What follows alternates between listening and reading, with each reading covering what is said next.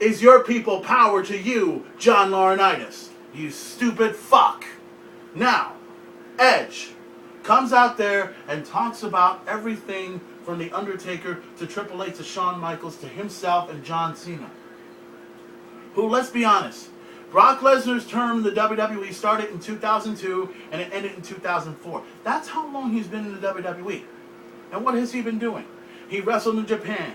He went over to UFC. He was there for 5 years. He retired in 5 years. You know, personally to me, 5 years, that's pathetic. No offense. But then he comes back to the WWE and makes it a whole lot better than ever, but there's a lot of things that are different about Brock Lesnar. Yes, he is the War Machine.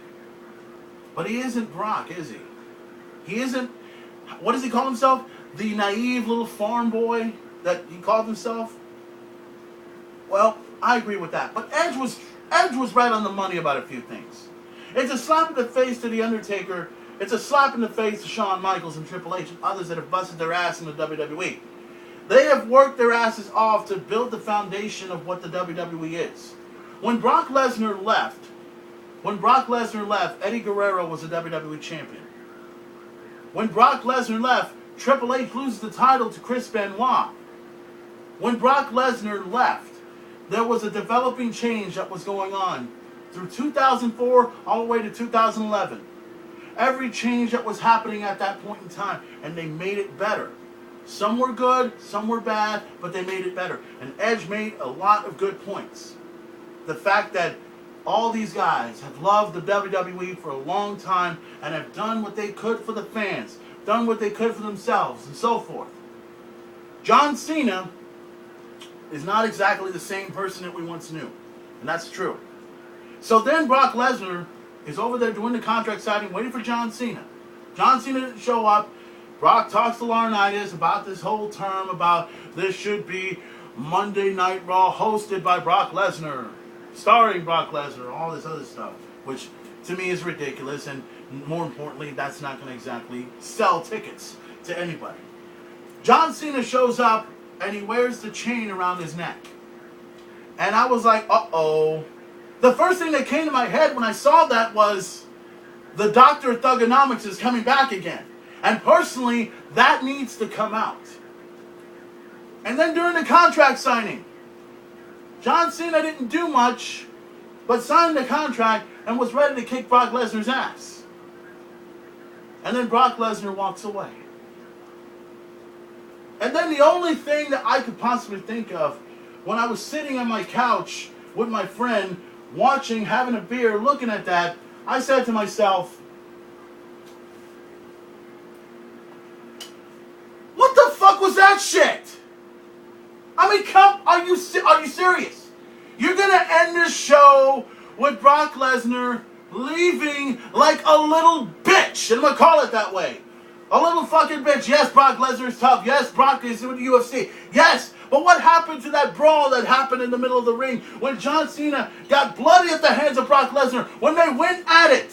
What kind of shit, that was badass to watch. But then all of a sudden I see the contract signing. Every contract signing I've ever seen. People throwing tables around. People beating the shit out of each other. This was not a contract signing. This was the most boring part of the segment I've ever seen. It was boring. It sucked. It didn't mean anything. What kind of shit is that? All I can say is I don't give a shit who wins between Brock Lesnar and John. Oh, wait a minute. You know what? Let me correct that. I actually am looking forward to seeing Extreme Rules this Sunday on pay-per-view because I think John Cena is holding back. Because it's been a long time since Brock Lesnar and John Cena have fought. Long time. But believe it or not, John Cena has the edge. He's been in the ring a whole lot longer than Brock Lesnar. And yes, Brock Lesnar, we can talk about how he's a UFC fighter and everything else like that. But remember, he hasn't been in the ring a long, long time.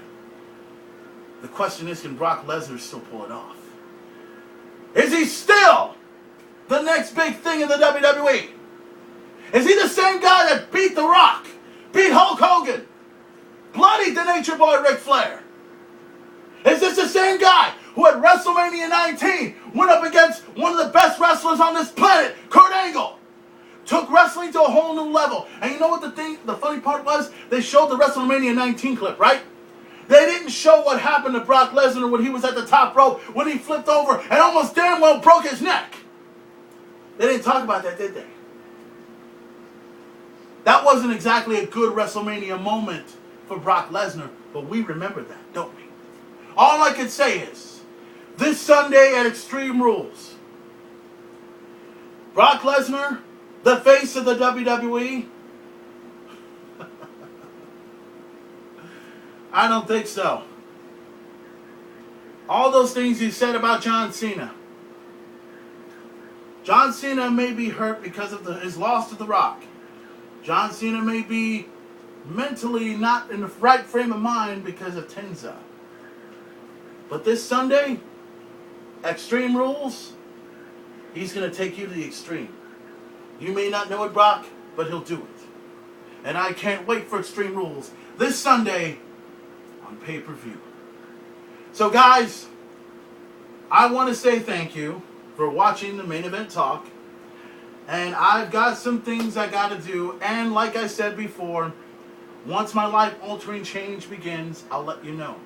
And to Stephanie, you'll be the first one to know when it happens. So in the meantime, ladies and gentlemen, this is the Main Event Player. The Main Event Talk is here. Don't forget to get your hands on the Shattered Sun CD happening right now. It's a badass CD. You can also check out their video for any means on YouTube. Check them out on Facebook.com/Shattered Sun.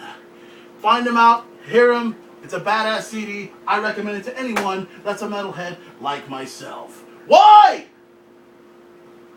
Because I can. And I want to. Any questions?